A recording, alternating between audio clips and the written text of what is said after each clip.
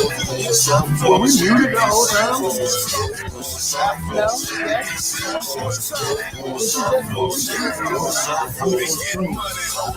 Oh, I don't know.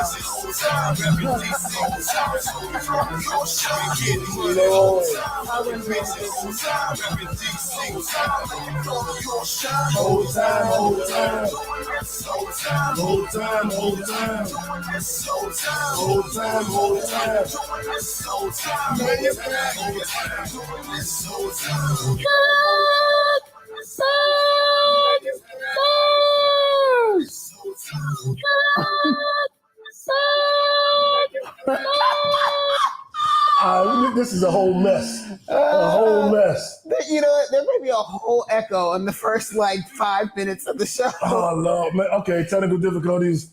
Look, man, I am not a scientist. I am not a technician. And she's not I'm not coordinated. A coordinator. She's not an officer coordinator. Look, we're doing the best we can with the information that we have at the time. Oh, my God. Damn it. Treat me like a treat me. And I feel like none of y'all heard nothing. Sorry. Did you share on Facebook? I haven't had a chance to. Can you go share on Facebook? Jesus H. So while Mel is sharing on Facebook, as you guys can see, J. Lou is not here this week. He'll be back next week, of course. And you know then what? Mel's going to be out of town next week. Yep. So, we're just taking turns. I'll be off in never. I'm always saying. I tried to get Mel to figure out the setup today so I could take a day off. And she's sitting there like, not today. Not today, colonizer. She Chloe Maley. Maley Haley? I don't fucking know. Oh my God. Look, man, just treat me like a treat me, okay? If I'm gonna treat me, you know what I'm saying? Don't treat me like a pick me. Treat me like a treat me. Or treat me like I treat me. Oh my God. And you know I do it right. Yeah, we got a crazy episode this week.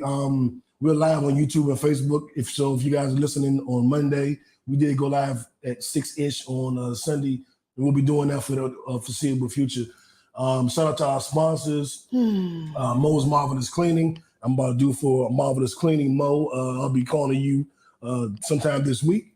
And mysexroom.net. You use code Kickbackers on either one of those and you get 10% off. Also for your PNC, your home, auto, renters insurance, hit me up. Life insurance, hit up J. Lou.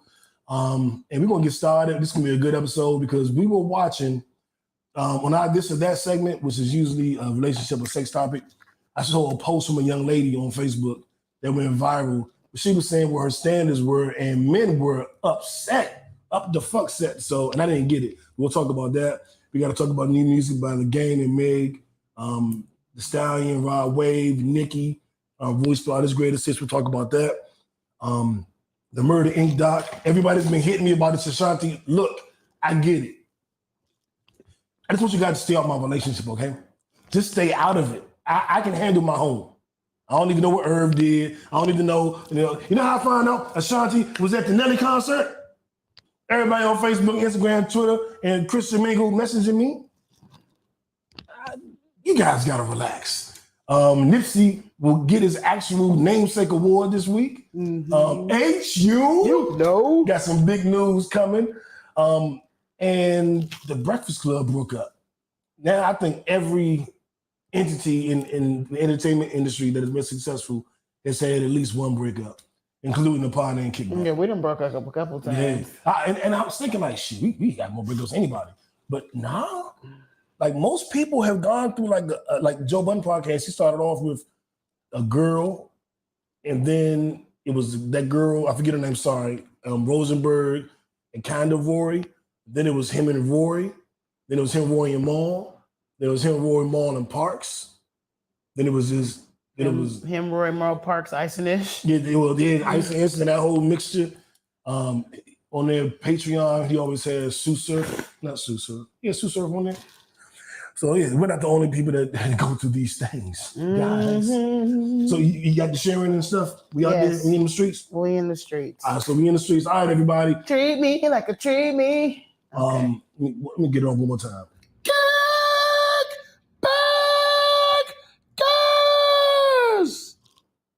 You really think I'll be listening to you. That ain't what you were supposed to say. Right. Like a Tribe Called Quest. You say the whole thing. Welcome to a Pod Named Kickback. It's like a Tribe Called Quest. You say the whole thing. Also known as the Black CNN and the Revolution Will be televised. Oh, this is gonna be one of them episodes I can tell already. Yep. I'm no breaks, no the righteous ratchet. If you throw it, I'll catch it. If you got it, I'll match it. Every Monday. We right back at it. I am the Black Savage, the Magneto of my people. You hear me? What up, y'all? It's your girl, Melanie Dion, also known as I Am So Mellow, the Queen of Creeps, the Break of Men, also known as the Conscious Creep, here for another week. Hold on. Straight to the point, J. Lou. J. Lou, what it do?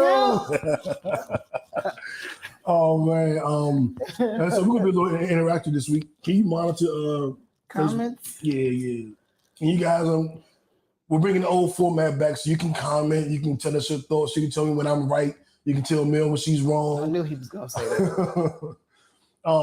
Remember when I used to we used to do the intro and I'd be like something, the righteous. Yes. Ratchet. We are not going back to that. All right, so anyway, guys, let's go with high low. I'll start while you're doing that. Oh, I mean, okay. Or you can start. Yeah, go right ahead. My high of the week. My high of the week was I joined a gym and went and worked out. I got off my ass. Good for you. Thank you. So that's something, I ain't gonna say been my Achilles heel, but it's just something that I think if I can master a successful workout program, I can figure out the key to life. I think whatever stops me from working out successfully, consistently for a long-term period is what's holding me back in every other area of my life. I could be wrong, but that's what I think. So I think that if I can get this done, I think everything else will fall in line, including Ashanti. Shout out, love you, boo. My low of the week. I see where my dog gets his face from. Or maybe I got it from her. Okay. So you always trying to take credit for something somebody else did. No. Mm-hmm. No. Yep. No. Didn't you want to call yourself the righteous ratchet? Didn't you? I thought I was like the... Yeah, but you wanted the righteous ratchet. You tried to steal it from me. You tried to take it. Or whatever. Mm-hmm. Okay. Mm-hmm. You know what? I don't want to be involved. So... on my low of the week. My low of the week, I was triggered a couple times. And by people who were intentionally trying to trigger me. And I'm sitting there like, what the fuck is like, you know, these muscle therapy. You're trying to take me out of therapy. Like, you know what I'm saying? But thank God for the remnants of therapy, because I haven't gone in a few months, that allowed me to move in a better way. But I was triggered a few times this week. So that was my low. I like the way I handled it though, for the most part. We won't get into that. Go ahead. My face was like, ooh. Okay. Yeah, I ain't tell you everything that happened. All right. Okay. I actually don't really have a real low. Like, that's good. I'm tired as shit this week because I've been working a lot this week. I've been working a lot because I'm getting ready to go out of town to go see one of my best friends from my childhood get married this weekend. Oh, we don't have an all. And I button. can't wait to see her and her boo, who has involved me with. Oh, you have to help me record this video too.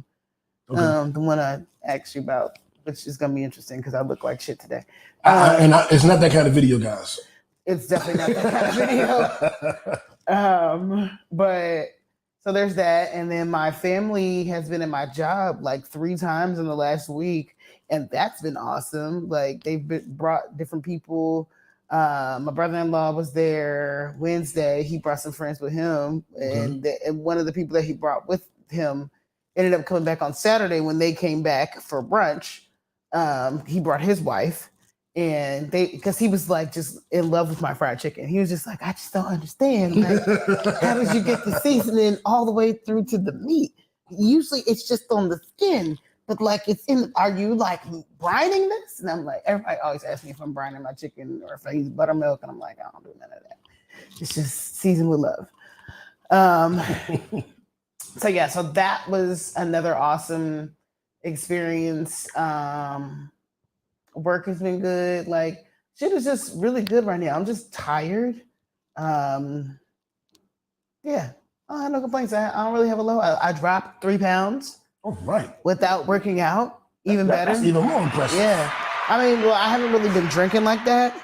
So that definitely helps. Is that the key? Yeah, because those are liquid calories. I'm gonna look like I'm pregnant forever. Man, it's hard. I mean, I drink less. And so what you drink also matters because drinking brown liquor has a lot more sugar in it than white liquor. And you see, I'm using the tonic water instead of juice and shit. So that is also a factor.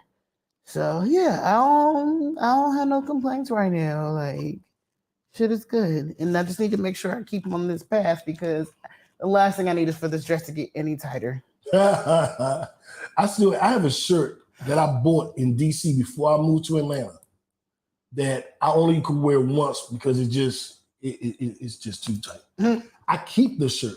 I've only worn it one time. It's motivation. It's motivation. One day I will fit that shirt. If I ain't had this mic attached to my shirt right now, I would get up and go in the room and get it and show y'all the shirt. But I would totally tell you to put it on. Oh hell no! I would. You think I look pregnant now? I mean, it would be motivation. You could see yourself in it, and we could see you in it, and then we would all be like, "Work on your fitness goals." I'm gonna take a picture of it. You take a picture of me in the shirt after the episode, and then once I lose the weight, I'm gonna take another picture. Okay. Then I'll show y'all the fat picture after I got the skinny picture. Okay. I ain't showed it to y'all first. I want to. Well, I'm gonna be here to see the fat picture. So in real life, I might not be able to get that motherfucker on. That joint might hit right here. Right. He gonna be stuck in it like this, y'all. How am I gonna get it off? If you stuck like this, I'm gonna just make it up and back over your arms. Jesus. All right, that's how low. We have another segment called My Left Stroke Just Went Viral. Our viral story of the week. The Breakfast Club, as you know it, is now over. Mm-hmm. Was the treat that Angela Yee sent that rocked the interwebs. Mm-hmm. It's not quite what we thought. Well, I don't know what you guys thought. I thought that maybe somebody was leaving, it was breaking up altogether, going 3 different directions. But I remember last week going, Charlamagne renewed his contract, and DJ Envy renewed his like a year ago. Damn, I don't know what that was. So I'm like, well, Angela Yee didn't renew her contract yet, or it hasn't been reported yet. I wonder if that's what it is. And in fact, she's not leaving the network, but she's leaving.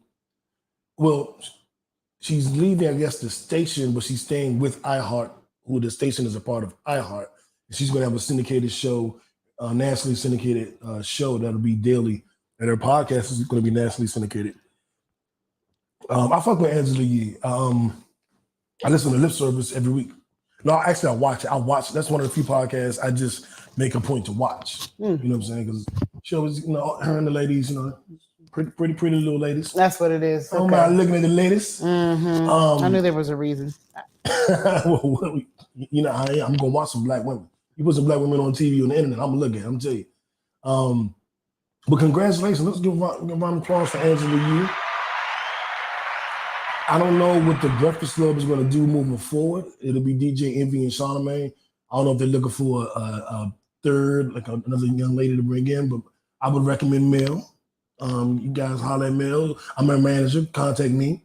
And if you need on the Breakfast Club, we can make that happen. You know what I'm saying? How would you feel about doing the Breakfast Club? I mean, as long as I could do other stuff too. Because, my heart is in my food. Yeah. Well, she got a juice bar. She owns a juice bar.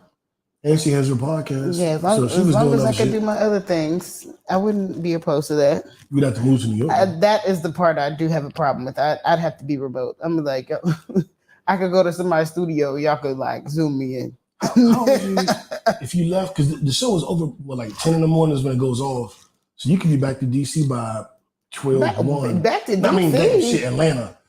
That's a lot of flying. Don't give me no mic. Every day? That's a lot. Well, maybe not every day, but leave Friday, and you'd have to go back Sunday because the show's so fucking early on Monday. I leave Friday where? From New York, come to Georgia, and then leave. Yeah, see, Sunday I like my podcast. job too much. It would be, I can't. You would turn down $1 million. Well, I'll do it. Charlamagne, hit me up. I'll do it. And that's the thing. Like, you're talking to a person that gave up a very promising career to start at the bottom of something that they wanted to do because they just loved it. So for me, it's not about money. It's about like, am I doing something that I actually really enjoy? Yeah, but I really enjoy podcasting, but I enjoy podcasting. And I do have a background in like TV and film production and stuff like that. But my passion is food. Okay. And I really, really love my job. Like, I love my job. That's amazing. I'm the nigga that, like, if I'd have won the fucking Mega Millions, I'd still be at my job. Because I just love what I do that much. I love where I work and what I'm doing that much. I love podcasting that much. I like selling shit. Ain't nothing better than turning a no into a yes. When it's consensual. Right. There's nothing better than turning a no into a consensual yes in every category. Because I'm a salesman. Hit me up for insurance in Georgia. But I guess a round of applause for Breakfast Club. I mean, they've been a staple in the community. We didn't model our show after the Breakfast Club. The first one was just me and JB. And then it was me and JB. We had, I almost say random insert female guest various hosts. Female guest hosts. And then self-included. Right. The goal was to have me, JB, and 2 women. Mm-hmm. Haven't found, now with me, you, and J. Luke, haven't found a 4th woman. And I think that's important to have balance. I think that a lot of shit that I learned was because I had, you and Lex, like both of y'all on the episode. Mm-hmm. So, because I know sometimes you'll get quiet in some of those more spirited conversations. And for time reasons. That's really why I get quiet a lot of time. Oh, yeah, for time. Because, we had a 4th host, we're going to be 3 hours in. Yeah, well, we had to cut down some of the segments. Yeah, I mean, but even still, we still be like 2 hours in and it'd be 3 of us. So you had a 4th girl, depending on a 4th person, and she's a female. Well, the episode especially a woman that likes to talk. Yeah, remember, we used to take a break. At 1 hour, go downstairs for like 5 minutes, then come back upstairs. And we would still keep the time within its respective time constraints. Yeah. Now we don't take a break, and it's still 2 hours long. That's crazy. It's crazy we used to take a break in the middle of the episode. J. Lou, that's all you. That's all J. Lou. Another thing that we noticed this week was, as Charlamagne calls it, shout out to the Breakfast Club, Magalago was raided. It sure was. By the feds, and they recovered some documents. I think it was 25 documents that were classified. They weren't supposed to be removed. Yeah, there were different levels of but they're supposed to be turned over into like the presidential archive, whatever the fuck it's called. This man went there stealing shit, and the whole time his lawyers are like, "This is an outrage! How dare the Biden administration do this search warrant, and we don't have anything that's not that we're not supposed to have, but you did. They recovered shit. So who are you trying to fool? Y'all are very much like, what is that? Wizard of Oz? Don't ignore the man behind the curtain. Nah, fam, y'all did that shit. You know what the craziest part of this whole thing, the revolution, is the aftermath of it, and with the Republican senators and congressmen coming together and saying defund the FBI. These motherfuckers, when defund the police was a thing, these motherfuckers were so upset, so angry. How dare you say that? No. The selective outrage. And now they talk about the damn defund the FBI.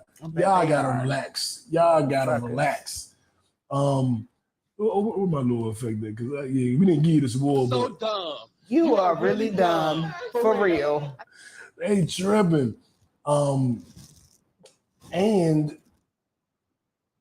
else? Did you hear about the guy that committed suicide driving into the Capitol barricade? No. Today. He drove into the barricade, crashed his car, let off 8-9 shots towards the Capitol, and then killed himself in the car.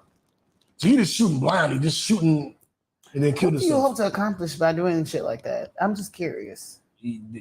They raided his boy house. They're not having that shit.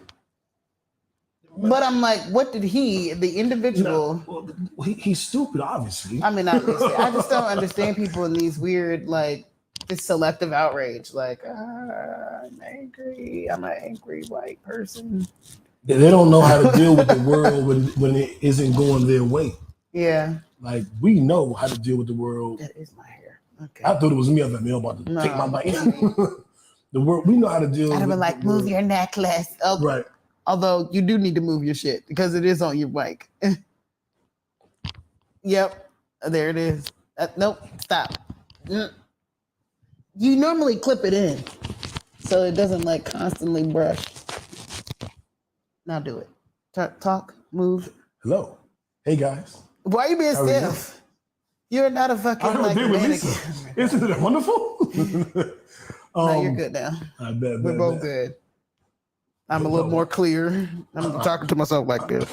I'm about to say I'm actually amazing and excellent. Oh my God. I would wish those things for you too. So treat me like a treat me. Yeah, I'm not a pick me. I'm a treat me. Treat me like a treat me. My God. But that song is good. It's a much better song now that we know she's saying treat me like I treat me. Even though she means it in a sexual way, if you think about it in any way, I want you to treat me like I treat me. Unless, of course, I'm having a manic depressive episode and my amygdala is making me treat myself horribly. And I'm doing a lot of negative self-talk. And beating yourself up? And beating myself up. At that point, don't treat me like I treat me. Treat me like a treat me at that point. You gotta treat me like a treat me. If it's that. Okay, just moving on. I feel like you were trying to segue that. Yeah. I felt that. In bones. What the fuck story of the week, man. We all heard about the OnlyFans model, white girl that killed her black. I think it might have been African. He was African. The white girl that killed her African boyfriend, the one that made those comments about black women being like, oh, Jimmy the white women, da-da-da-da-da, him. There's video of her beating the shit out of him on the elevator and him like trying to restrain her. And it just shows that her story is just totally a fucking lie. She's been charged with murder. Yeah, as she should be. Like, you don't get to play the white woman card here. Yeah. I'm a damsel in distress. Nope, you're a crazy I ass felt bitch. threatened. No, bitch, you were beating his ass. Yeah. And you have a history of violence. What's our guy named Merrick? Merrick Garland? Merrick Garland is on his shit. He done fucking raided Trump. He done brought Breonna Taylor officers up on trial, on charges. He sentenced Ahmaud Arbery's murderer to what are you getting? That was him? It may not have been. I don't think that was Georgia. Yeah, that was local. That was actually Georgia. Although hate crimes federal? Was that treated as a hate crime? Yes, it was a hate crime. So that I'm not sure. Let's not spread lies. It's federal, but it may not be national. Right. It might have been handled by a local. Exactly. But whatever America's doing, I'm going to at least say there's a trickle down. He's trying to right some wrongs. Yeah, he's righting some wrongs and not with a pen. Right. Wrong. He's trying to be smart and not be dumb. Really? You are now the queen of the bad segue. Did you just smart? Merrick Garland, don't be dumb. Exactly. And he's not being dumb. But go ahead. Some of his smart needs to trickle down to the state of North Carolina. Oh man. So dumb. You are really dumb. For real. Now I'm not gonna act like I know what to do. So I'll reserve some judgment. But putting AR-15s, I believe, in schools in anticipation of a school shooting,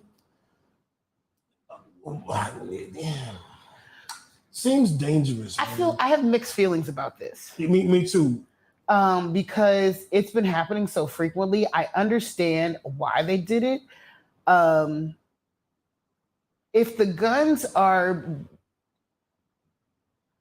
with people who are trained to use them, like let's say they have police officers in those schools Okay. And I want to know where these particular schools are, because if it's 15 high schools in like black neighborhoods, this ain't gonna solve shit, because it's not us going into schools shooting them up. Facts. But if it's like 15 schools and it's, I mean, I hate to say it, if it's in predominantly white neighborhoods, and let's say North Carolina just so happens to have a school shooting, and it actually comes, it happens to be at a school where, you know, one of the guns is there, and it actually stops them.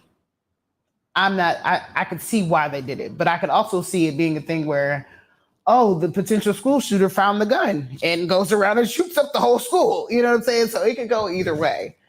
So yeah. I definitely have mixed feelings about it. I hope it doesn't pan out in my second version. I hope it doesn't happen at all. I hope they don't have to use them. But America today, there's a higher chance that they will have to use them than won't. My elementary school, Neville Thomas back in DC, in Mayfair. Shout out to everybody in Mayfair and Paradise.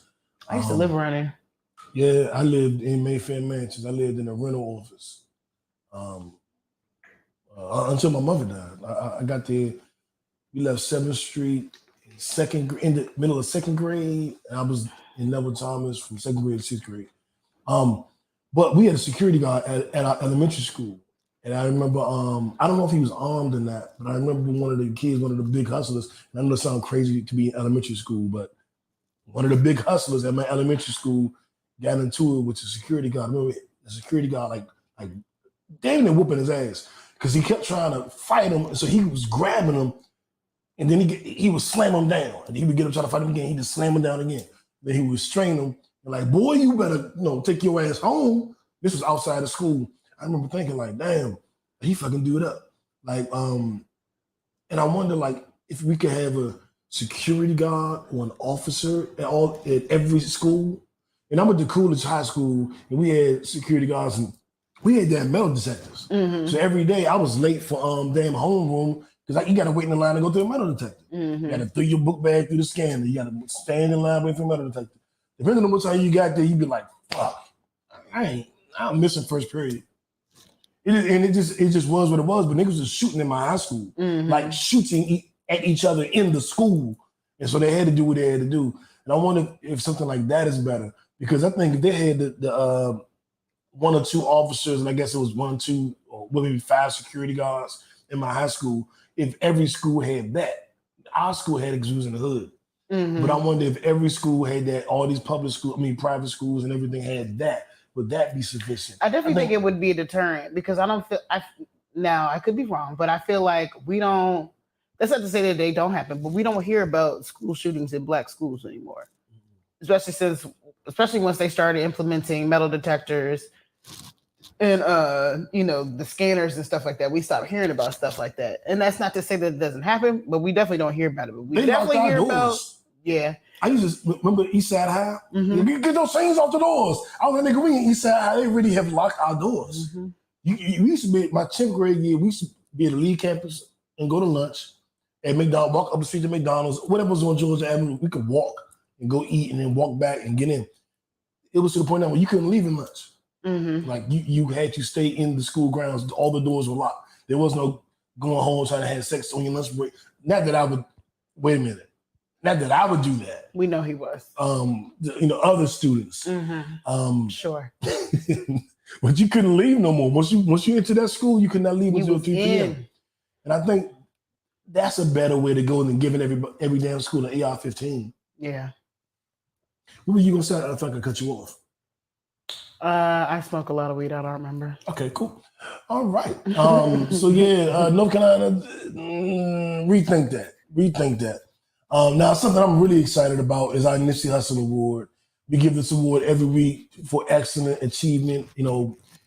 Usually in the Black community, I'm gonna keep it 100 with you, but it's excellence in achievement, and it just Nipsey was one of my favorite rappers. One of Mel's favorites. We actually went to the Retrian Center when he passed away. For I guess we'll call it a vigil. Mm-hmm. Actually, I was blessed with the opportunity to speak there and talk about how much love I had for Nipsey. And after he passed, we used to have what we call the Grind and Shine Award, which is for excellence and achievement. And I changed the name to the Nipsey Hussle Award because that's just how much Nipsey meant to me. And it feels good to know that he means so much to so many other people. And on top of all of that, he now has a star on the goddamn Hollywood Walk of Fame. Oh shit! You are just fucking up today. Hitting all the wrong buttons. What the fuck? It's in. Oh, you definitely gotta clap that up. Jesus. Messed up my beautiful tribute to Nipsey. You can get what. So or that. Right, and this dude I can't stand on another internet troll, Charleston Winston, who he gets on the internet and just says fuck everybody. He's just like an old street dude. He got out of jail and just says outlandish shit. And he just be like fuck Nipsey, fuck Tupac, Biggie a bitch, and he'd be like, what are you doing, dog? Why are you talking like this? He's trying to provoke you. Yeah, exactly.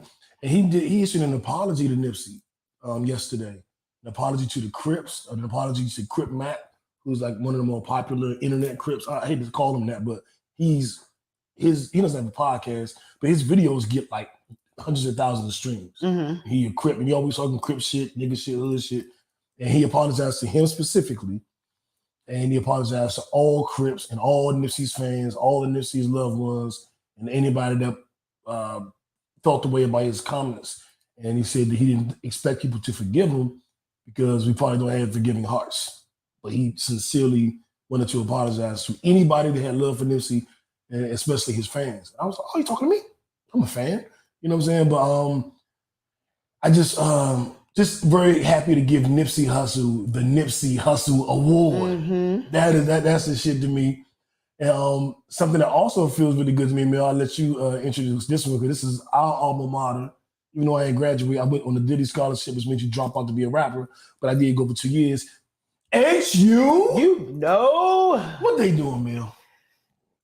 Howard University has a partnership with the Jordan brand. We're getting J's, y'all. Everybody, Jay said, you get a J, you get a J, you get a J. If you buy them. Yeah, if you buy them. So that partnership, we don't know all of the details behind that partnership, but we do know that, it'll sponsor the sports leagues. It'll get, more, better jerseys, of course. It'll be a difference in the standing, the stands, the actual event of a basketball game or a football game or whatever. And with so many prominent high school African-American athletes saying they want to go to HBCUs, knowing that Howard is a partnership with Jordan, meaning if you go to Howard and play well, you can get a Jordan endorsement deal. I'm going to put it like this.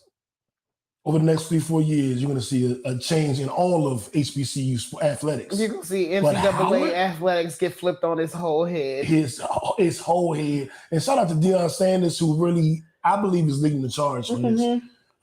Shout out to him, Gillian Waller, who are big supporters of his. They're always at the games. Brittany Renner went to the school to talk. Lil Wayne, everybody's being very supportive. And people love Howard. Diddy just donated $1 million to Howard a couple months ago. It's Howard. I mean, it is. I know we're biased, but like, it's Howard. Ain't you? You know, and I cannot wait to go to homecoming this year. I'm going to homecoming this year. Nick, there's going to be so much Jordan drip at homecoming this year. It's going to be stupid. You know what? I don't wear Jordans anymore. Just because I wore them in high school. I wore them as a young adult. So when they bring the shoes back from when I was 18, I'm like, I had those. I'm going to give me a pair of Jordans I'm now. definitely getting some HUJs. If they come out with it, well, shit. What was our color? Blue and white? Red, blue, blue, white, and red. The Olympic Jordans have that colorway. Whatever Jordans have that colorway, or if they make a special HU edition. That's what I believe it is. Because I've seen some J's with HU on them. So, yeah, you definitely know it's official. Think I want when I will? I'll definitely have me some of them. Definitely gonna try to have some by homecoming because I know. Yeah. Everybody gonna have them shits, but it's fine. And everybody up high on my class of '98, I'll be at homecoming this year. I'm trying to think of who I want to see. I'm going to homecoming this year. I ain't been to homecoming in like 15 years. I ain't been to homecoming in a minute. I think my last homecoming was like 99, 2000, 2001. Something like that. That's like 20 years. Oh yeah. I ain't been homecoming like 20 years. Mm. You know what? I drove down there one night just to fuck. Well, I guess that's going. I didn't do any homecoming events. I just went to Georgia Avenue and got out the car. You know, and I was just walking up to random women going like, "Excuse me, ma'am, I don't find this shit right." And I just did that to like every woman I saw. And because of the brassness and the funniness and the awkwardness, I got so much love that night. Niggas is like, God. because you can't help me like, what?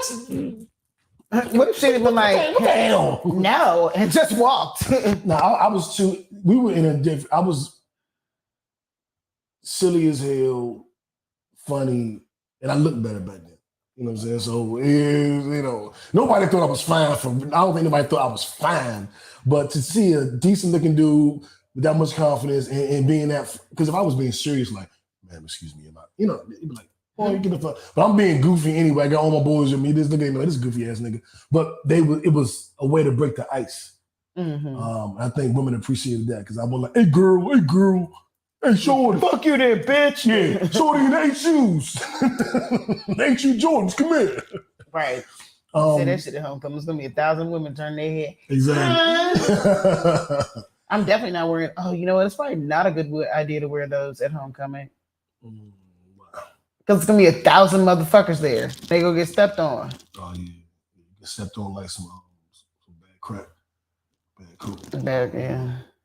But so shout out to HU, shout out to Michael Jordan Brand, and I'm looking forward to homecoming this year. I haven't seen you guys in like 20 years, but I've been up house since then, but it's never during that time. Yeah.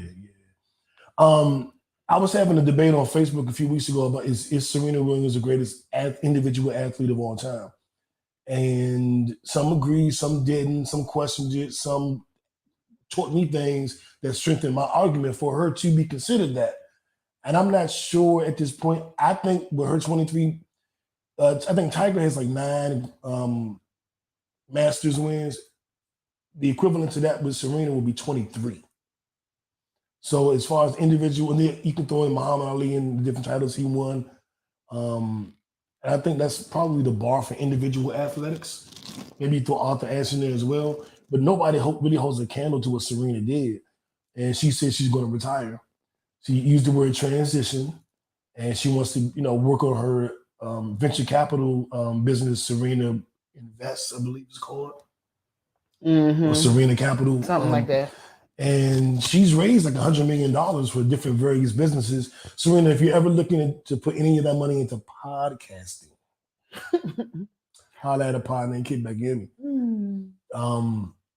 Who was that? So I want to congratulate Serena. I want to give her a round of applause on an amazing career. That's my celebrity lookalike. I was just about to say, you look like Serena with your hair. Well, I've been getting that for a long time, like since at least like 2007, 2008. People were telling me I look like Serena. So I can see Serena. Definitely. Especially now with the hair. I was told I look like a prettier Serena. And I'm like, oh, well, thank you. And good. But y'all gonna stop that. It may be a little bit of Serena hate out there. So yeah, I'm watching y'all. In regards to what?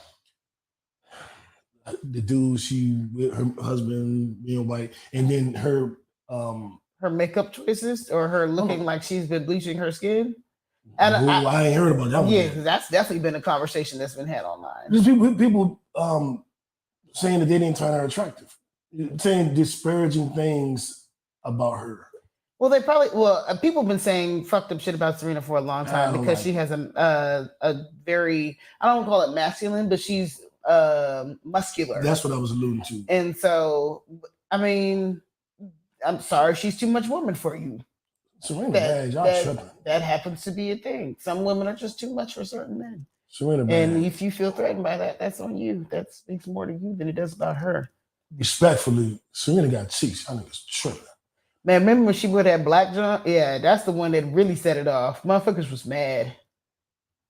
So that picture they got of her, This is called when you hit the record down. Spike, is that spiking? Whatever she was doing, she was knock something, and her ass was up on her back. I was like, God damn, just imagine that. Respectfully. I don't want to pull a Kevin Gates talking about somebody's wife and shit. Lord. And I said that Serena is the greatest winner in individual sports, and we gave her a round of applause. It's only right to give another round of applause to the individual who's the greatest winner in team sports, and that's Mr. Bill Russell. R.I.P. Bill Russell. R.I.P. And the NBA has announced that the number 6, his jersey number, will be retired across the league. Oh, wow. So no player on any team will ever be able to wear number 6 again. That's huge. And it'll be in every rafter of every arena. Every arena in the NBA. LeBron wears 6 now. If you wear the number 6 today, you can continue to wear it. Your grandfathered in. Okay. But starting this season, if you don't wear number 6 already, so he wears 6 in LA.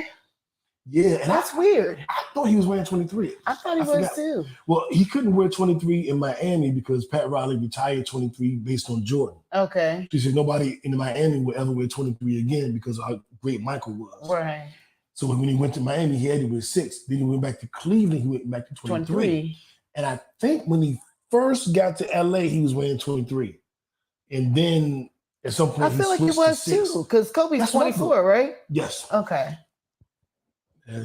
Exactly. And Kobe had 8 and 20, the only player that have 2 jersey numbers retired. Right. Crazy. Who's the better Kobe, 8 or 24? I don't know. 24. Whichever one played with Shaq. 8. Okay. All right, boom. I'm There's a reason why I said that. What? Go ahead. Okay. I'm going to say 24 because he didn't play with Shaq. And that's when it was all on him. And he didn't have another player as good as Shaq. So he had to be the number 1 option. He had to be stuck. Okay. What? Nothing. Oh, because of the... Yeah. Okay. Inside joke. We'll tell you guys about it after. Let's see. You'll know after the weekend, after next weekend. Facts. Netflix and chill, man. I watched the Murder Inc. doc, episode 1. There are going to be 5 episodes airing every Tuesday, I believe, at 9:00. Did you see episode 1? Nope. No, I didn't think it did. It just talks about Irv's early beginnings, him working with Mike Geronimo, him knowing Jay, starting to work with Jay. I honestly didn't even realize it was out.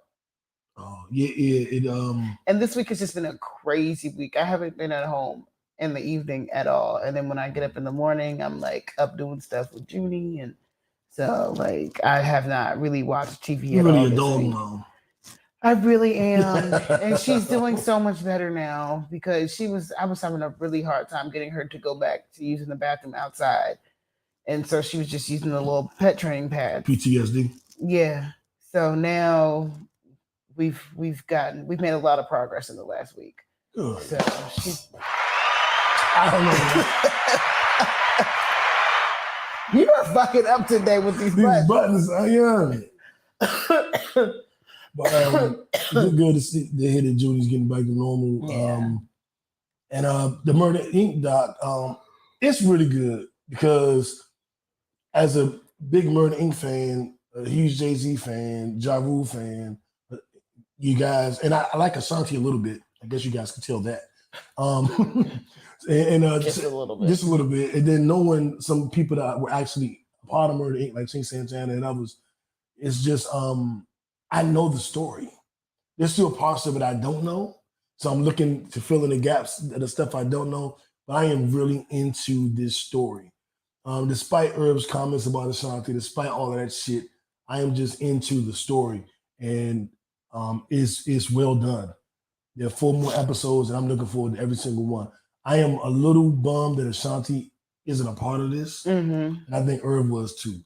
I think a lot of people were saying, oh, he just pussy whip. He missed the pussy. He just bitch. He just like that could be part of it. But also they have a documentary on their entire legacy, and she's just not in it. Why did she decide not to be a part of it? She don't like Herb. Oh, okay. And then she didn't do they were gonna do a Murder Inc. tour. She backed out of that. But then her and Ja Rule went on tour. So okay. She really don't fuck with that nigga. She don't like Irv. And after hearing some of the things he said, I don't blame her. Fuck that nigga. Okay. Yeah, but he was wrong. And of course, I'm always going to choose Ashanti over him because I just am. But I do understand that if you feel like she dumped you for Nelly, that could sting. When the feds came, she said, "I'm out. I'm not riding with y'all no more. Fuck that shit. You on your own." Like, oh, we create. That could sting. She doesn't, y'all don't speak for years and years and years. That can sting. She won't do the tour. She won't do the doc. All of that shit can sting. Yeah, she feels justified in why she feels that way, though. So yeah, I'm not judging her. Yeah, I mean, they both can be upset about it. Yeah. It is what it is. Yeah, the only thing I'm trying to say was that Irv, I don't think it's just because she dumped him. There were other things. Yeah, but I mean, I also understand her side of it because, like, fan shit, like, nigga, first of all, I'm not trying to go to jail. And like, if it don't involve me, like, I don't want to be involved. Like, fuck that. Ride or die, nigga. I gotta ride out. Like, oh, what? I got a brand to protect. I'm not going to prison for you. No, we're not even married. We will never be married. So why? You are married. Right. Why should I risk everything for you? Like, I feel her on that. Like, fuck out of here. Yeah. They both can feel how they feel. Yeah, nobody's. I'm not gonna say nobody's wrong. There's definitely some wrong here. Yeah, and I think if you look at the bulk of the wrong, I want to put it at Irv Gotti's feet, but I want to be a little sensitive to what I think he's gone through. And I think that if you feel like somebody just don't have your back and just didn't ride with you, didn't stand with you, it's gonna hurt. And it's probably gonna come off as butthurt. If I ever felt like somebody wasn't riding for me, I would cut them off. And I would probably, a lot of times I don't say shit about people because I think it hurts more when you just don't acknowledge them at all. So I don't feel like I gotta go on every platform and say fucked up shit about people or expose what they've done. Mm-hmm. I don't necessarily feel that way. But I know what it's like when you think, somebody riding with you and they got your back and then they manifest that they don't. You don't really get over that shit. Like when I felt betrayed, the salt doesn't really go away. But you still gotta be respectful. It's gonna be love, respect, protect Black women no matter what. So I'm gonna keep saying shit like that as a reminder, not just to you, but to myself as well. Like we still gotta. I feel like he needs therapy.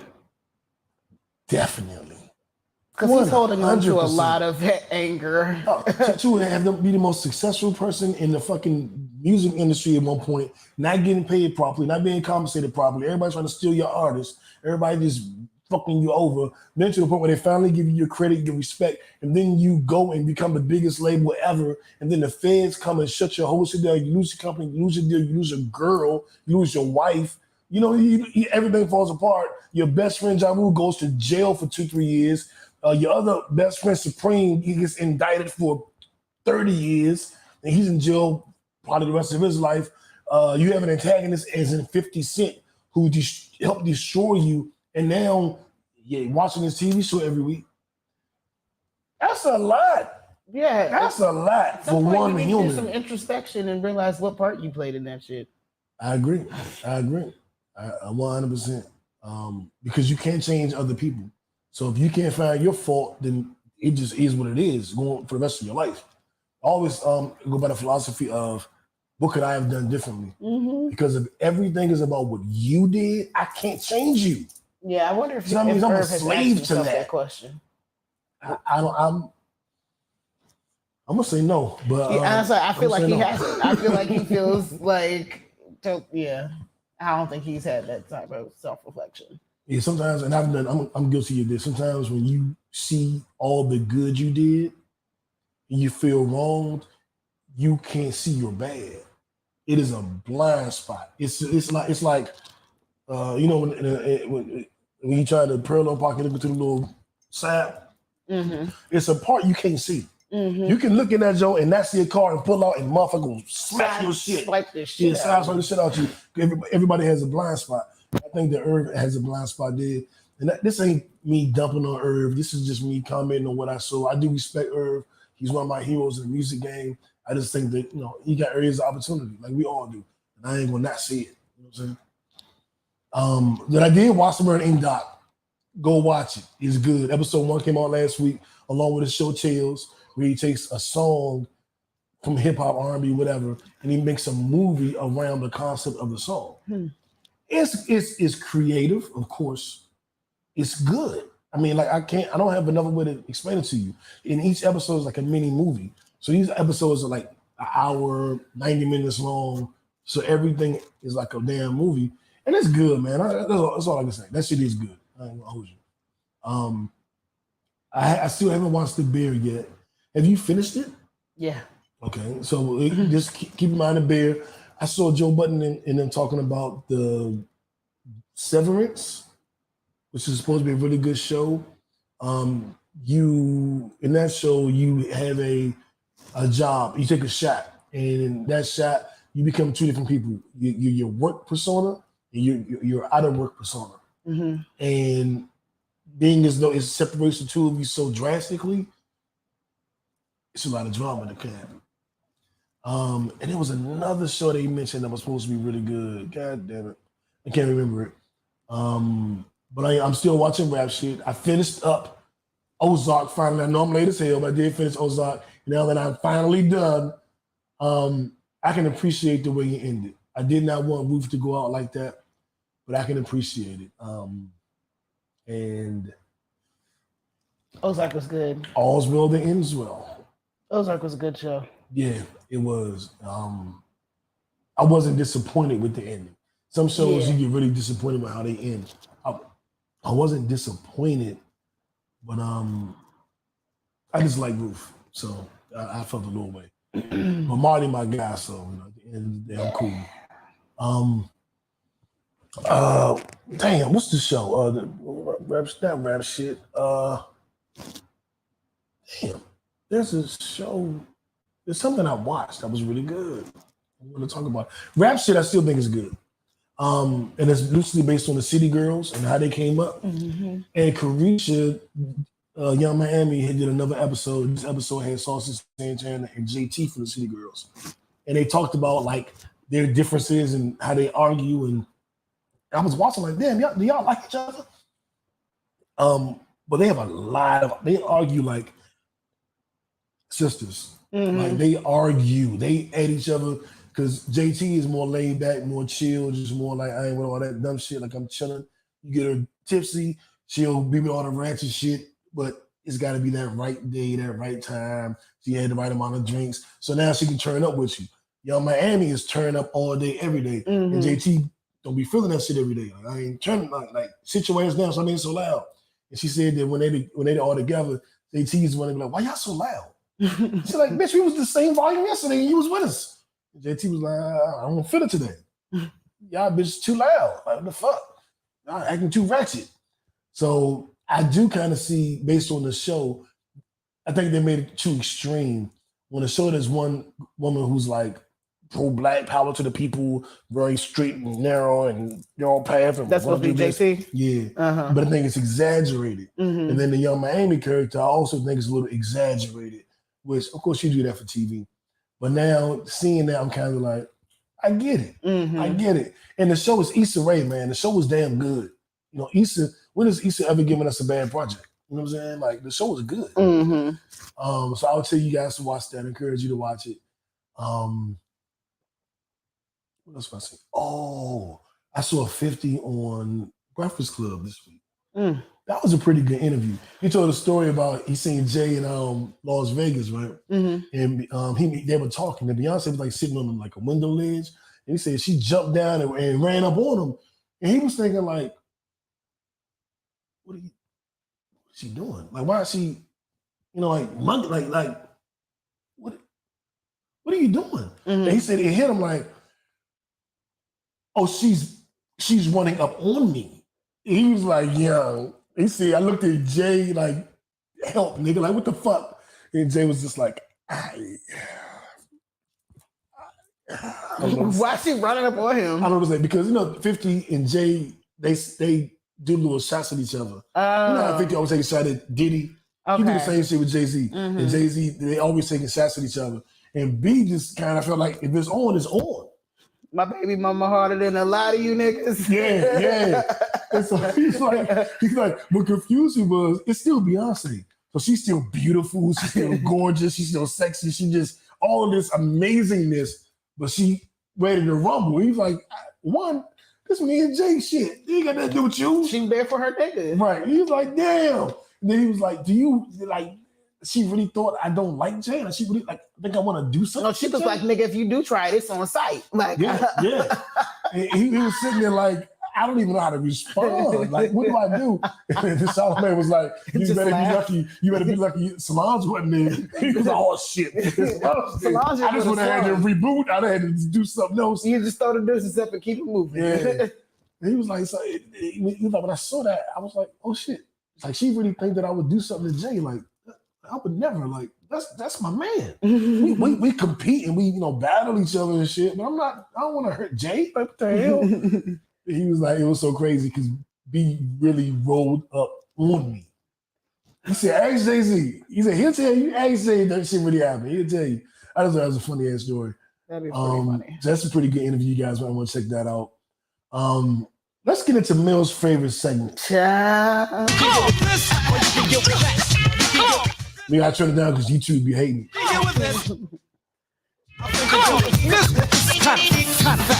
They can't see me do it today. But they might have heard you. It was loud. Okay, that didn't really do it. Like you said, kill a no, gnat. I just sound like I'm trying to kill a gnat. I want baby slaps. And this is an awkward slap position, so this ain't gonna work. All right, fuck it. You're supposed to smack up anyway. Yeah, well, I was trying to clap my hands to simulate the slap, but it doesn't work. So True.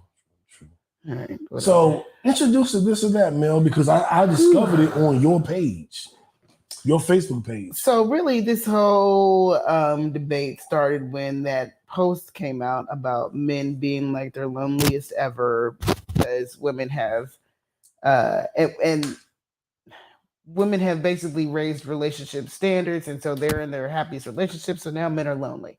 They're because women are in better, healthier relationships, right? That's where this whole debate comes from. So this one woman makes a post basically putting, is that you or me? Okay, basically putting men on game. Like, y'all are failing at this basic stuff. Literally, that's what she said. Y'all are failing at the basic stuff.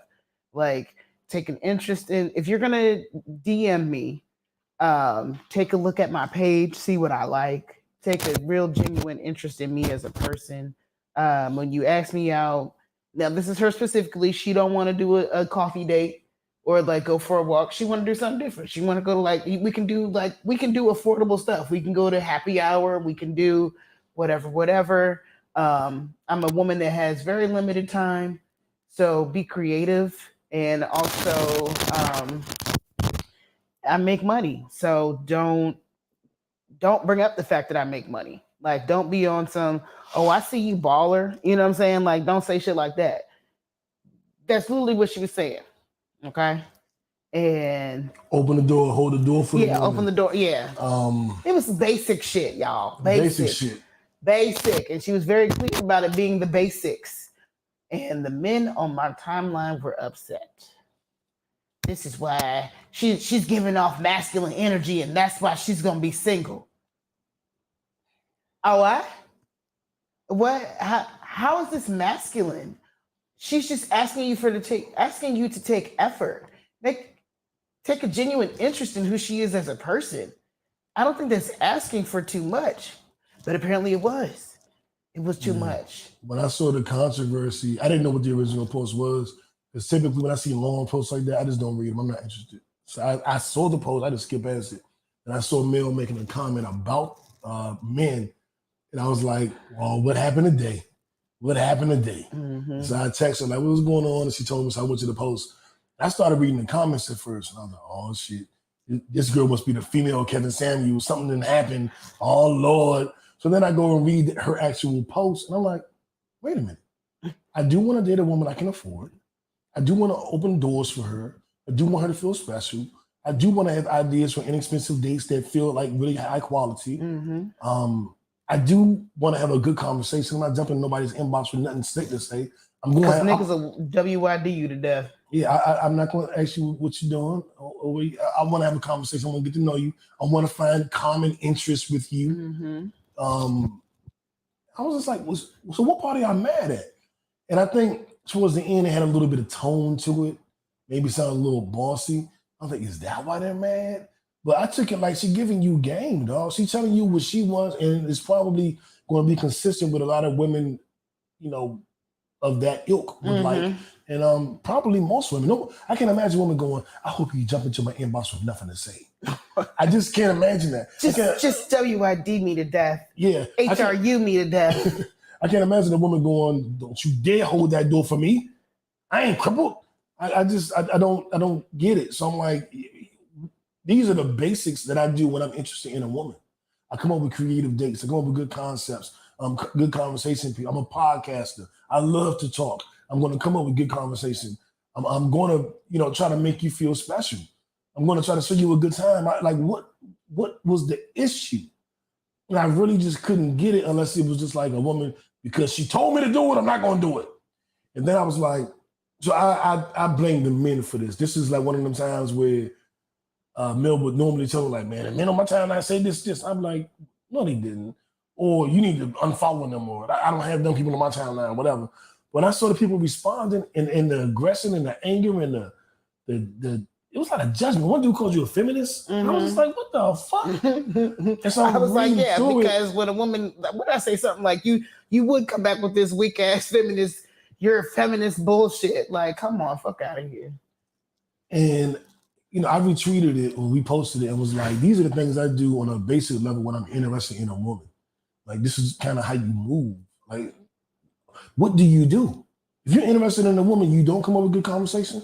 No, you don't take her to fun They places? don't even try. And that's what we've been saying. They don't try. That's just wild to me. It's like the old when we used to rap back in the day, and all the girls were like, well, men don't care about if we come or not. Like, they just basically jerking off. They want to get a nut, yeah. They're just jerking off in somebody else's body. And I'm sitting there like, all I care about is the fucking woman orgasm. Like, what the fuck? And I'm reading this shit like, all I care about is a fun, inexpensive date. Nigga, you talking my language. You know what I'm saying? And like, I've taken women to Papados doing happy hour. I've taken women to museums. Now I used to do the museum like Fernbank After Dark, which we have drinks and there's a live band. So it's not a free date. But it's fairly inexpensive. You know, like, it's some free game. If you're in Atlanta, you can take a woman to the Fernbank After Dark. And you probably spend less than $100. There's going to be a band. You can listen to the music. There's going to be an exhibit. That's not cheap, just so you're clear. What's a cheap date? A cheap date is anything under $50. Okay. $100 is still spending money. You could probably, depending on how buying drinks there, because drinks there are going to be like $10, you know. Like $10. A cheap date is like, let's go to Piedmont Park. Yeah, and do some shit over there. You know what I'm saying? That's a cheap date. And I'm famous for a park date. I got a park date blanket. A cheap date is let's go roller skating.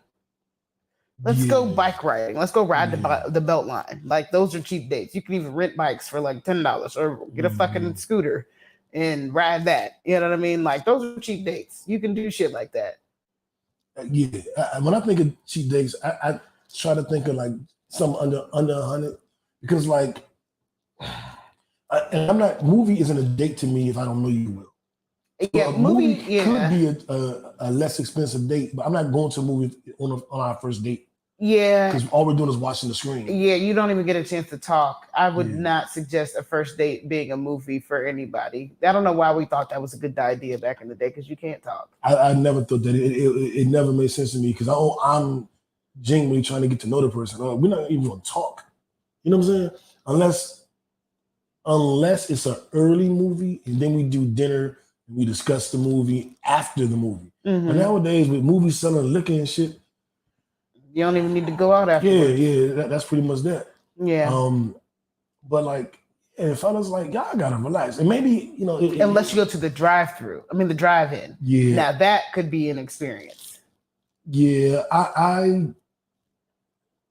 love the drive-in, drive-through, drive-in. Mm-hmm. But I refuse to go to the drive-in to see a movie that I've never seen because I spend more time talking in the drive-in than I do watching. Mm-hmm. Every time we've gone to the drive-in, we talking, we sipping, we got drinks and. I want to go to the drive-in with like a flatbed pickup truck and bring a grill out there. I want it to be like a whole thing. Yeah. The drive-in is an experience, you guys. It was called Starlight. Mm-hmm. A lot of y'all don't have access to a drive-in movie theater, but if you're ever in a place where you can go to a drive-in movie theater, I highly recommend it. And like New said, go see a movie that you've already seen before because you go spend time talking. Because it's a totally different movie experience than going to a theater. Definitely. I mean, if you want to just buckle down and go on a date and we're just going to do regular, you turn the radio station on, you get the sound, you keep your windows up, the AC you want, and you're sitting there listening to the movie. Ooh, you can sit in the back seat and cuddle up together. Yep. Smoke a blunt, have a drink, do whatever. It could be that experience if you guys decide to make it that. Mm-hmm. But typically, when I go to the drive-in, we deep. It's a crew event more than a date. I don't know, fellas. Like it just threw me off that y'all was so upset that women had these standards. How dare you have standards? Right. And then I had to like bring in shit that I wouldn't do because nothing she said offended me. So I was like, yeah, I'm not cash apping you to get your number. I ain't flying you on the front. I had to add shit because there was nothing offensive. I wasn't offended by anything she said. So I'm like, there is a list of things I won't do, but this shit, she ain't even gotta ask. If I'm interested, and I had a girl hit me in the inbox like, oh, you do all this shit? Well, when I'm interested, yes. If this is just a fuck thing, then I'm not doing that. But if I'm actually interested, then yeah, duh. And before we move on from that, I did want to bring up being interested, being uninterested, and my experience with being triggered this week. So I've been talking to this chick, I guess you could say on and off or whatever. We hadn't spoken in a while. And she hit me up, we started just conversing. I was like, well, maybe I'll pay more attention this time. Maybe something different. And nope. Right. And I was telling how like I used to argue and I would be kind of rude in my arguments. And I've worked on that. And my goal isn't to like berate anybody or destroy you in the argument. My goal is just to get my point across and the level of maturity that I had to go through to get to that point. And so she was like, well, tell me about the time somebody destroyed you. No, if anybody destroyed me. I don't get what you're saying. No, we were just totally destroyed. I'm like, I don't really have that. Everybody gets destroyed. I was like, well, I've been wrong. Is that what you're saying? She's like, okay, well, tell me about when you were wrong and they destroyed you. Why are you so focused on destroy? Right, I'm like, distraction. The hell? So I'm like, well, I said this with you guys really quickly. I thought that you could be an identical twin of the opposite sex. And JB was like, actually, you can't. Mm-hmm. And I was like, well, why can't you? Right, because it's then, okay, go ahead. So I guess women have X chromosomes, men have X and Y chromosomes. Mm-hmm. So when you're identical twins, your DNA sequence is exactly the same. Your DNA or the semen fertilizes one egg and it splits in half. Mm-hmm. So it's exact copies. The DNA is exactly the same sex. Mm-hmm. And when you have fraternal twins, it's two different sperm fertilizing two different eggs. Mm-hmm. So it could be a boy egg, a girl egg, a male-female egg, or male-male egg, or female-female egg. Mm-hmm. So you could never have identical twins of different sexes. Correct. And I was like, oh shit. And so I told her that, and I was like, but I thought you could. So I was totally wrong. But I was like, usually when I'm wrong, I don't have my chest out unless it's like jerk chicken patty. Then I'm playing my chest out. But most of the time, that was a classic moment. If I don't know, I'm not sure, I just shut the fuck up. And I'm telling her this. And I'm like, I don't really get called out. I'm not really wrong a lot because I know how to shut the fuck up. My goal isn't always to be right. It's to be correct. And my opinion is, like, I'm against Christianity, right? But if I found out tomorrow Christianity was the way to go, I would just switch. I don't have no ego in it. I want the correct information. I want to be correct more than I want to be right. And she's like, oh, okay. Well, so did you feel destroyed? Did it happen? And I'm just like, I feel like you fucking with me. Like, I don't know why you keep saying that. Like, I don't know what's wrong with my mic. I feel like you kind of like. Sorry, hold on. This is driving me nuts. The mail is fixing my mic. I don't know if I'm fixing it. It sounds like it got worse. Yeah. So I was like, I'm feeling kind of triggered. I don't know what's going on. I feel like you trying. I don't know, you being funny or something. Like you trying to fuck with me. And she was like, basically, yeah, she was kind of trying to trigger me. And I'm like, why would you? Like, I feel like I'm the Hulk. Why are you fucking with the Hulk? You know, well, maybe she doesn't know, but you know, I can turn green. So I'm like, what the fuck are you doing? And then I was like, you know what? I'm not trying to like be rude, but I'm starting to get triggered. And it's feeling like you really are doing this on purpose. And she was alluded to the fact like, basically I am. I was like, you know what? When people show you who they are, believe them. So I just say, you know what? I'm not enjoying talking to you. So I'm going to stop talking to you. Goodbye. And that was goodbye forever because I'm like, as much therapy and work I've done to not respond triggered in situations, to have somebody intentionally and vocally admit that they are trying to trigger me, I'm like, you're in trouble. You're going to be the reason I have an episode. Like, it's going to be you, well, or it's going to be me allowing you to be in my life, which allows me to. So I'm not. This is how niggas go to prison. Exactly. I know what to do. You go your way, I go back. But and that's me having a standard. Just to bring it full circle. Everybody should have standards. Yeah, because that shit crazy. And I'm like, hey, motherfucker, like, you're trying to trigger me? Why would you ever try to do that?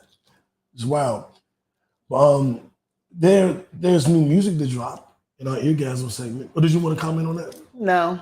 Okay, well, so there's new music. Right. The Game put out a new album. I like it. I like it a lot, actually.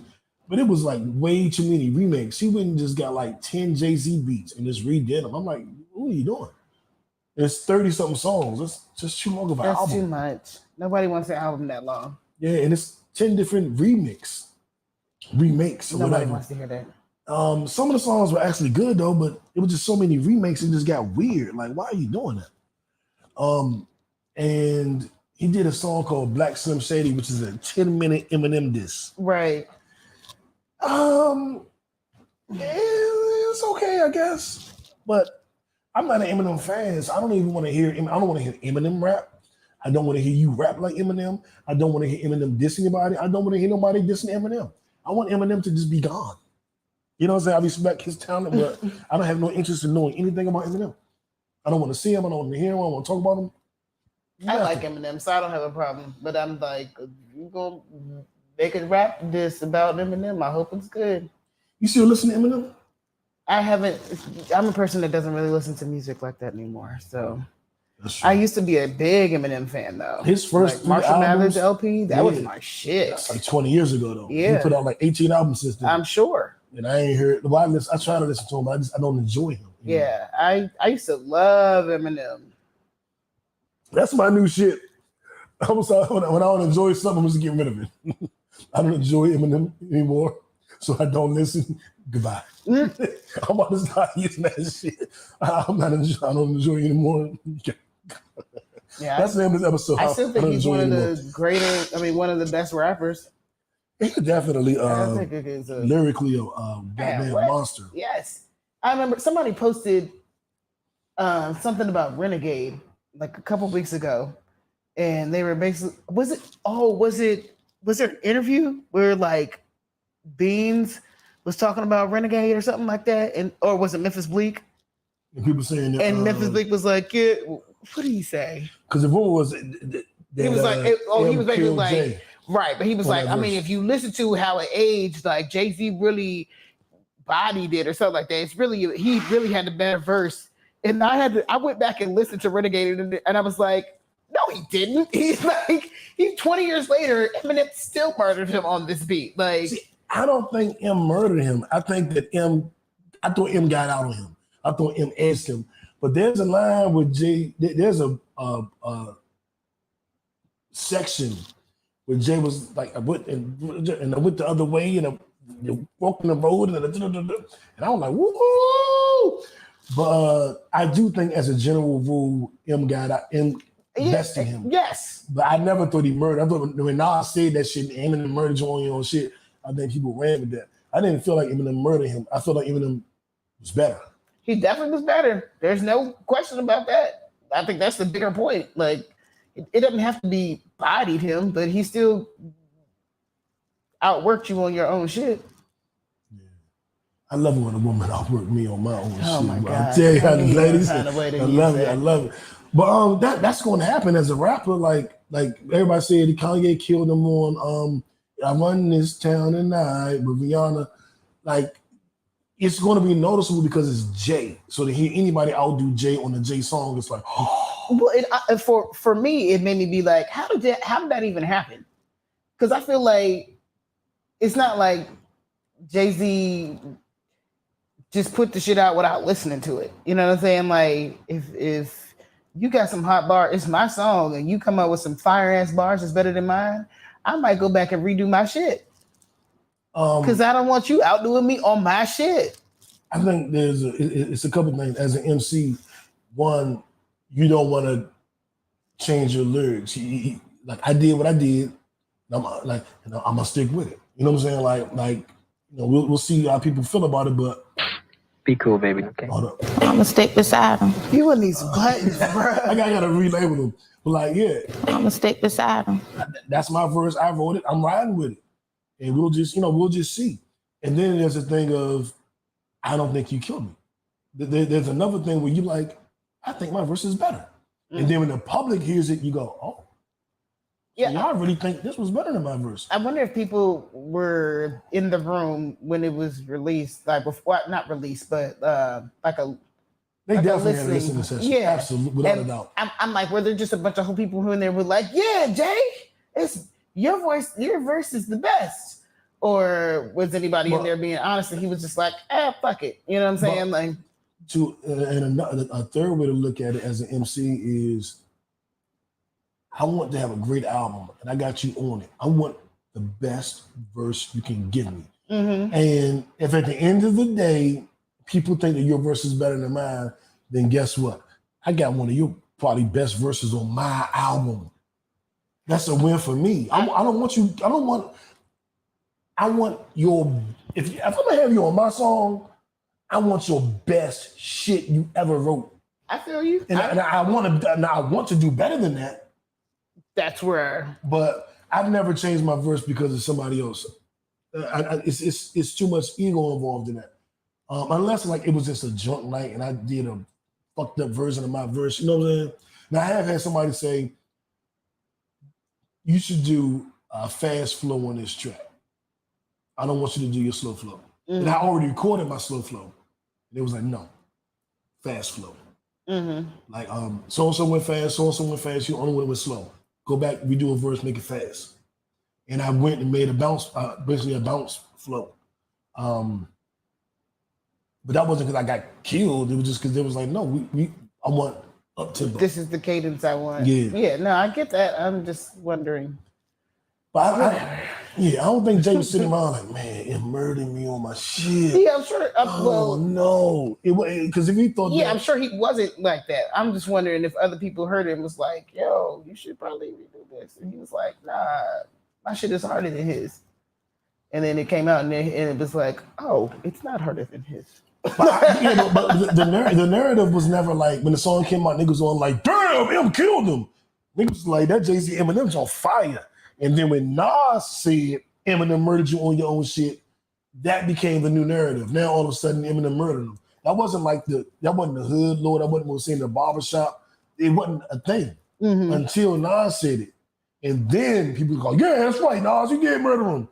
So it wasn't like time went by. It was like a year later when Nas said that shit. It was over. Nobody was talking about the song no more.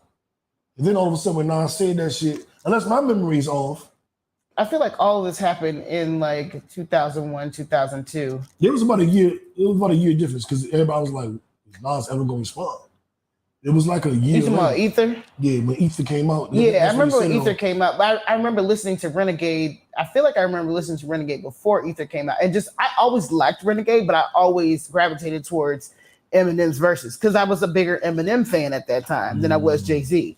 So, because I was not a Jay-Z fan like that. Like my sister put me on to Jay, but I wasn't like a real big Jay-Z fan. But I definitely loved me some Eminem. That's odd because usually people that's like not really a Jay-Z fan, they're much younger than you.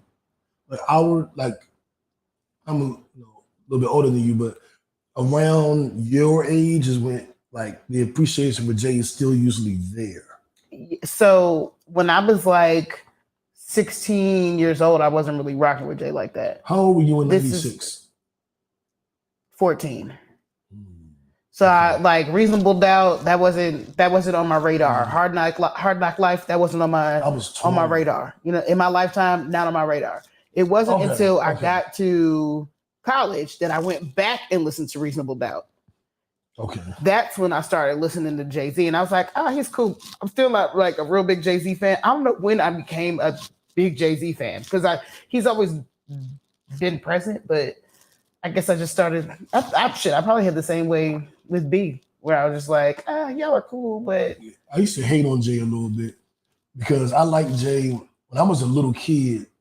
Jay was with the dude Jazz, and they had a couple songs out, and I really liked Jazz. Jay-Z was like his little homie, and so I liked Jay-Z, and Jay-Z was coming up under Big Daddy Kane. Of course, Kane was one of my favorites, so I liked Jay-Z, but then he just disappeared.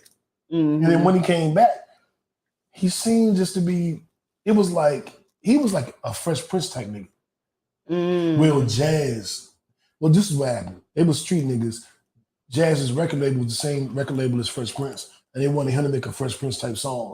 So he made the song Hawaiian Sophie. And Jay-Z was on the song. So to me, they were the Hawaiian Sophie dudes. Okay. So when he came back being this tough drug dealer, I was like, who the fuck is this nigga? I remember you was on Hawaiian Sophie, nigga. What the fuck kind of shit? And he's like, that is not who I am. Right. And, so I didn't buy into it at first. So let's say Reasonable Doubt came out 96. I didn't start listening to Jay until In My Lifetime Volume 1 dropped, which was I think 97, 98. So I didn't start listening to Jay until then. Then I went back to Reasonable Doubt. And then of course I was just hooked fan, biggest fan ever. See his book right there. That's wild. So I got a Jay-Z Rolling Stone cover right there. Jay-Z's book right next to it. Ashanti and the LL Cool J workout book. That's crazy. My sister bought me Hard Knock Life. Yeah, by then I was Christmas present or something like that. And I used to play that Snoopy track all the time. That's like, volume 2. I thought that was Hard Knock Life. It's volume 1 Hard Knock Life, volume 2. I thought Hard Knock Life was volume 2. No, you're right. We're both right. Volume 2 is Hard Knock Life. Snoopy song was volume 3. Trust me. Remember, I don't debate when I don't know. Trust me. I still have to look it up. Hard Knock Life it was all good just a week ago. Can I get a what? Gotta get that paper, dog. Jigga what? Jigga who? Volume 3 is Snoopy track. And Come and Get Me. Oh my God. Yeah, I hated that song. That's you. No. I ain't moving. That's definitely you. Okay. Yeah, I said all that to say, the game's album's out. I don't know how the hell. Yeah, we just went down a whole rabbit hole. Let's hurry up. Raw Wave, everybody loves him. I can't get into his music. It sounds like depressing gospel. I can't do it, man. I know everybody loves him. I don't. Meg's album, I think, is probably going to be the top album of the year. Like, it's very rare that I see a woman has the album of the year. But upon first couple listens, Meg should fire. I heard the Joe Budden podcast talking about it's not getting the promotion it deserves. Maybe it's not that good. They hadn't heard it yet. I want to know what they say now that they've heard it. Because that shit fire to me. Like, Meg album is crack. I like that shit. She got a little bit of that Beyonce, Drake dance music. She got like 1 or 2 songs. Music stuff. Yeah, like 1 or 2. She got 1 or 2 why like is that the trend Caribbean right now? type records. And then everything else is just fire. She talking that freaky shit. She talking about how good her pussy is, and I love to hear that. So it's the same stuff. Yeah, and she got some personal shit. She got some shit like I went through this. This was supposed to be my best friend. I guess the girl that was there. She got shot. She pouring her heart out. This is probably my favorite album from a female artist in years. Probably since Cardi's debut album. I really like Cardi's first album. Miss Cardi. She has a new single out with Kanye and Lil Durk. It was okay. And I wasn't feeling Meg's single with Future, but the album is really good. And I'm not feeling Nicki's new single. It's called Freaky Girl. And the samples, Rick James, Girl's all right with me. Super Freak. It's called Super Freak Girl. And that's just a weird title. Super Freak Girl. Like, I saw you couldn't come up with a better title. Video of her like performing or something recently. I was like, oh. Meg, Nicki, Cardi. What's the joke? Shoot one, marry one, fuck one. Shooting Nicki, marrying